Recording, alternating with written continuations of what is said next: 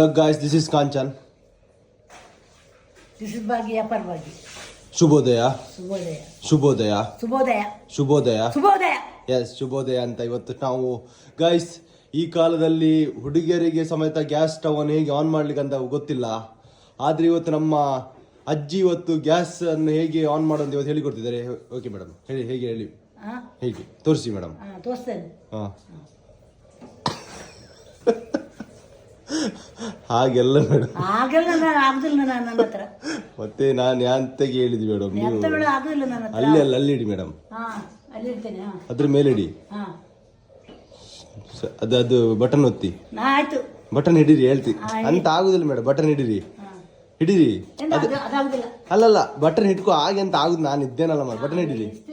ಅಲ್ಲ ಬಟನ್ ಅದು ಬಟನ್ ಒಂದು ಕೈಯಲ್ಲಿ ಬಟನ್ ಹಿಡೀರಿ. ಕೈಗೆ ಪ್ಲೇ ಬ್ಲಾಸ್ಟ್ ಹಾಕೊಂಡಿ.